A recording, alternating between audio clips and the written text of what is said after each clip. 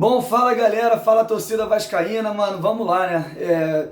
Pra quem me segue no Instagram, tinha até dito que eu não ia fazer esse pós-jogo, tava sem tempo, mas arrumei um tempinho aqui bem rápido pra destrinchar um pouco essa partida. Fluminense 2, Vasco 0, no Maracanã lotado e recheado de vascaínos, mas dentro de campo 2-0, dois gols, vocês sabem de quem, o que torna tudo ainda mais dolorido e mais irritante, mano. Mas o torcedor, é óbvio que tem que ficar puto, sim, irritado. Ninguém saiu do Maracanã como eu, feliz e tal, não sei o quê. Porém, esfriando a cabeça, o torcedor consegue ter uma capacidade de raciocínio maior aí, de compreensão também. Esse cara vai conseguir falar, pô, o Vasco ontem jogou futebol contra hoje, um dos melhores times do futebol brasileiro, lembrando sempre.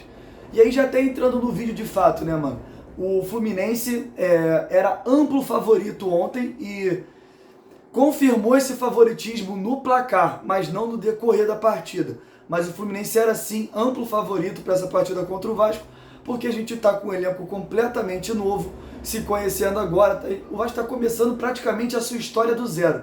E o Fluminense vem de um ano já de trabalho, talvez até um pouco mais de um ano do mesmo trabalho, com praticamente os mesmos jogadores e o mesmo técnico.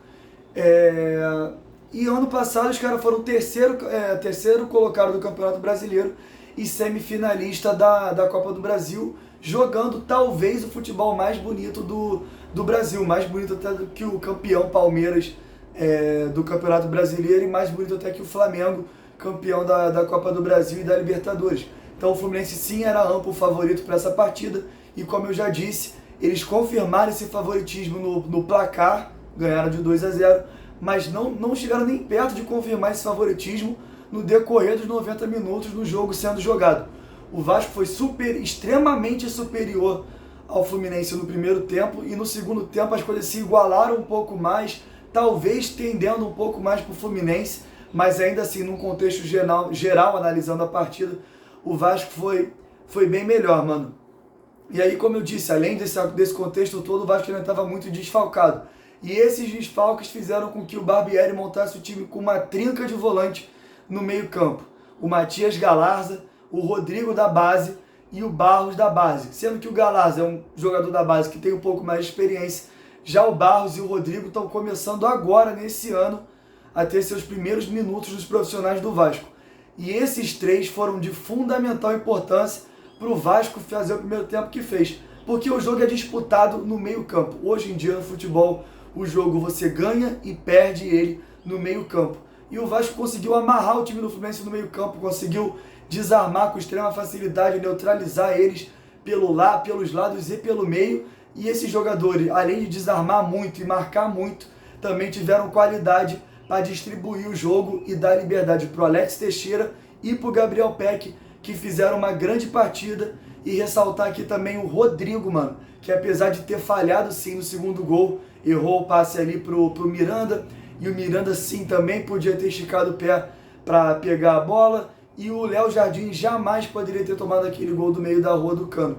Então o Rodrigo falha sim na partida, no final ele comete o erro do passe ali e o Cano faz o gol, mas para mim o Rodrigo foi o melhor em campo e me encantou, eu do Maracanã que estava assistindo a partida, me encantou a partida que fez o Rodrigo. Em todo lugar do campo que você olhava, tinha um careca com a chuteira vermelha, meio alaranjada, sei lá, desarmando, marcando, mordendo e distribuindo o jogo, conduzindo a bola, passando pela marcação. Fez uma grande partida, uma partida fantástica, o Rodrigo, e isso não se apaga com o erro de passe dele do Miranda, que, como eu já disse, o Miranda poderia ter revertido a situação e o Léo Jardim jamais poderia ter tomado aquele gol. Então, cara, criamos inúmeras chances, um cabeceio que não vou lembrar de quem foi, que o Fábio faz um milagre no chão, e depois, se eu não me engano, o Alex Teixeira chuta na bochecha da rede do lado de fora. Pô, a finalização do Peck é na gaveta, um pecado não ter entrado, o Fábio fez mais uma defesa, teve outras também, e outra que eu lembro também foi no final do segundo tempo já, num chute do Nenê, cara, um passe incrível, se eu não me engano, do Egnaldo. Mano, eu amo o vovô, mas naquela jogada poderia ter sido qualquer jogador do Vasco, menos o Nenê, mano. Pô, além de ter caído na perna ruim dele, ele tinha alguns metros ali para correr, para ter a melhor condição de finalização, ele não tem mais a explosão, né? Ele tem 42 anos, então ele não conseguiu conduzir e já ia ajeitando um pouco mais para uma batida com a canhota. O pouco que ele conseguiu conduzir com qualidade ali para a marcação não chegar, quando ele viu, ele teve que chutar de direita mesmo, até chutou bem, obrigou o Fábio a fazer a defesa. Então, cara, para fechar o vídeo aqui, como eu disse, estou sem tempo, para fechar o vídeo, cara, foi uma grande partida do Vasco contra um grande adversário. E para quem me acompanha no Instagram, viu que no começo da semana eu disse, cara, essa semana vai ser muito importante para o Vasco, porque a gente tem uma partida contra o Nova Iguaçu, onde a gente vem de uma derrota por Volta Redonda e uma goleada contra o Resende. Uma atuação muito ruim e uma atuação muito boa. E aí, qual é o Vasco? A gente está no caminho certo, como disse a partida contra o Resende, ou a gente tem que mudar muita coisa ainda, como disse a partida contra o Volta Redonda. E cara, depois da vitória contra o Nova Iguaçu, e tudo bem, a derrota para o Fluminense, mas a partida como foi contra o Fluminense, deu a certeza, ou pelo menos um grande indício aí, de que não, o Vasco não é aquele contra o Volta Redonda, é aquele que goleou o Resende. A gente está sim no caminho certo e coisas boas estão por vir, galera. Tá voltando, o Jair estava machucado, vamos ter agora o Marlon Gomes pela primeira vez na temporada voltando do Campeonato Sul-Americano. Então, estamos no caminho certo, sem cenário de terra arrasada. Agora, realmente, nos complicamos um pouco na tabela e quinta-feira a vitória contra o Botafogo passou a ser uma obrigação e fundamental. Tamo junto, se inscreve no canal, deixa o like aqui no vídeo, comenta o que você concordou, o que você discordou.